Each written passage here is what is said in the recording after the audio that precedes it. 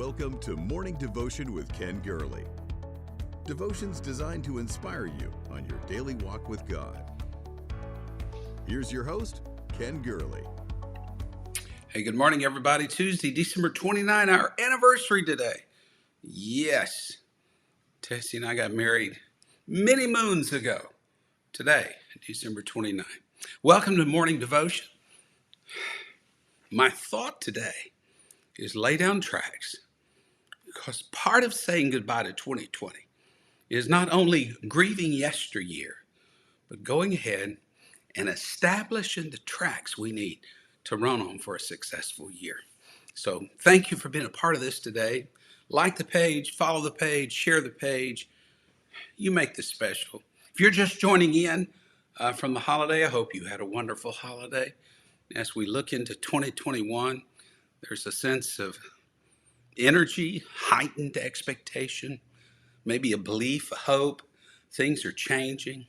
It's the old adage that this too shall come to pass.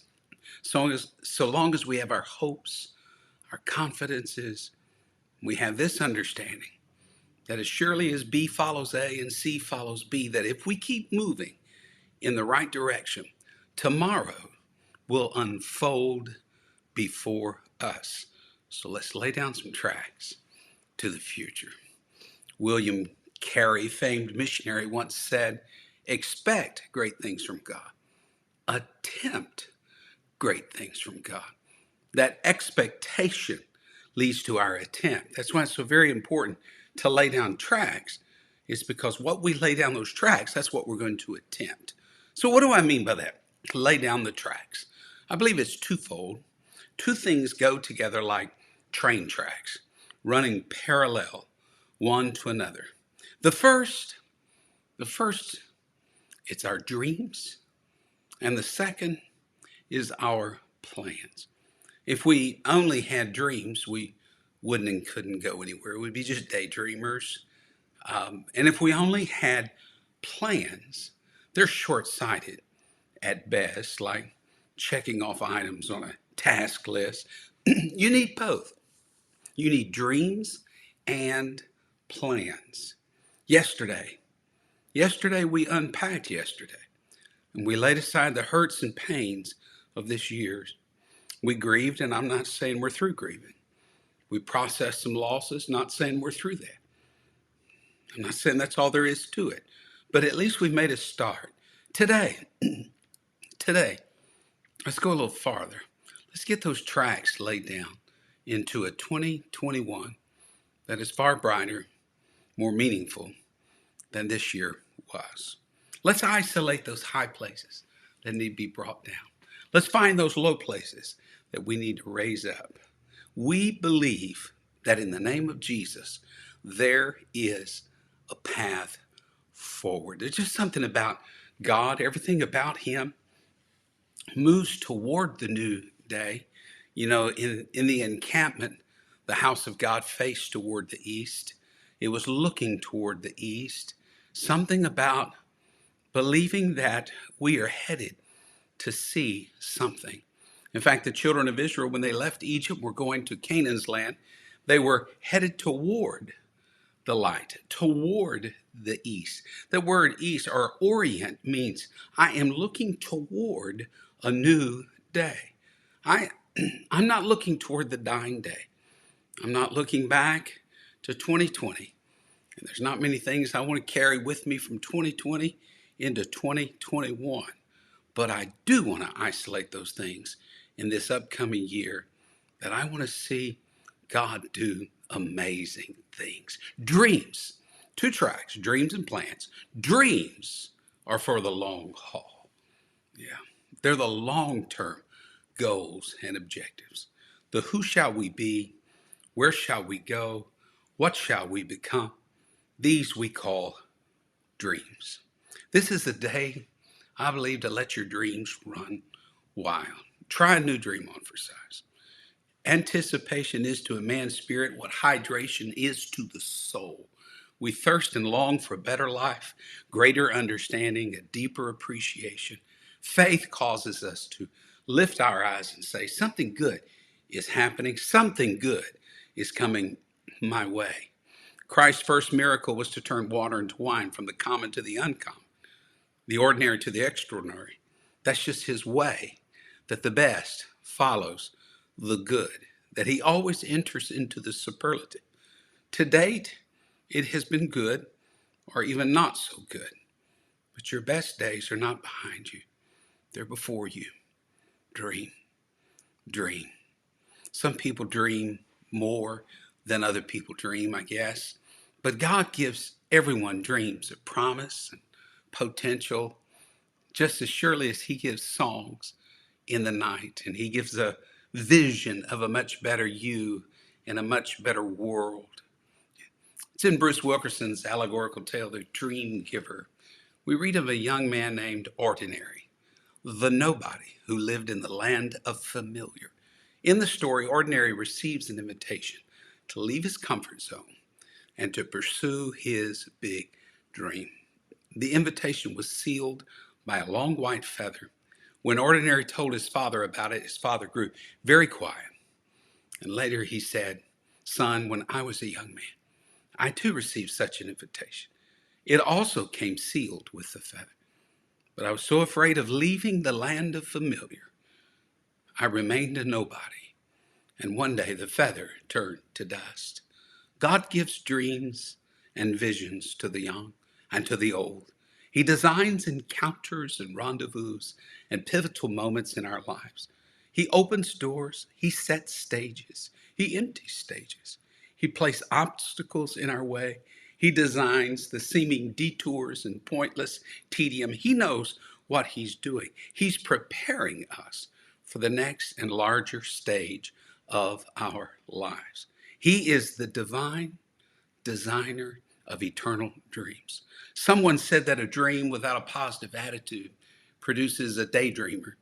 Deion Sanders, who is the only person to hit a major league home run and score an NFL touchdown, was speaking to some school kids about his tough upbringing. And he said that he came in contact with would-be great athletes. He said, "I'd call them idols. If I'd have done this, I'd be making $1 million today. If I'd have practiced a little harder, I'd be a superstar." They were as fast as me when we were kids, but instead of working for their dreams, they chose drugs. They chose a life of street corners. When I was young, I had practice.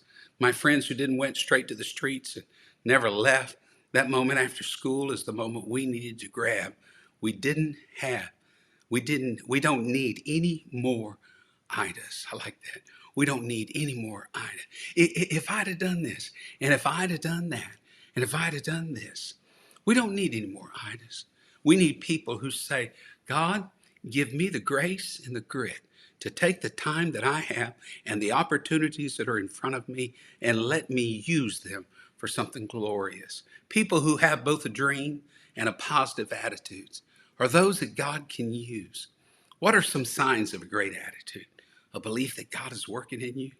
You're apt to see the best in others. People who focus on the worst in others really just reveal their own bad attitudes. Because most often what we hate in other people is what we see in ourselves and despise. Do your best and see your best in other people. The ability to see opportunity. Opportunity exists where you find it. Stay focused on solutions. That's a good one. At some point, a person's got to quit cursing the darkness. Strike a match. Here's another one. Be prepared to give of yourself. I remember reading about an Australian man who was to escort Mother Teresa around the country. He was frustrated that he didn't have adequate time to talk to her. He offered to buy a flight to be able to speak with her on the plane. She asked, "Do you have any money for the flight?" He said, "Yes." Well, she said, "Then give the money to someone in need, and you will learn the joy that I can never teach." Yeah. Persistence. That's an element of a dream. Giving up is never an option. Life is like wrestling a gorilla. You don't quit when you get tired. You can only quit when the gorilla gets tired. When you truly and sincerely believe that everything's going to turn out for the best, you need to endure a little discomfort. So own up to your dreams. Own up. Don't wait for someone else to open the door. Don't wait for anyone else to usher the future. Don't wait for promotions from without. Yet look at yourself honestly, candidly, assess strengths and weaknesses, and say, God, how did you make me? What did you make me for? Help me find my dream. Take control of that inner man and say, God, I'm going to channel and focus my energies on becoming the person that you want me to be. So do you love that? I just love that. And if it is a God given dream, no matter what happens, come what may, no matter what the setback, it's going to happen. Dreams seem to die only to be resuscitated. If the dream lives, it's because somebody's fighting for it. It's Abraham fighting back the vultures of the night. It's Rizpah clinging to the slimmest of hopes for her boys. It's Job shouting, even though everything is dying all around me, I know that my Redeemer lives. It's Rachel's voice in Ramah sowing in tears. It's David saying, I don't understand.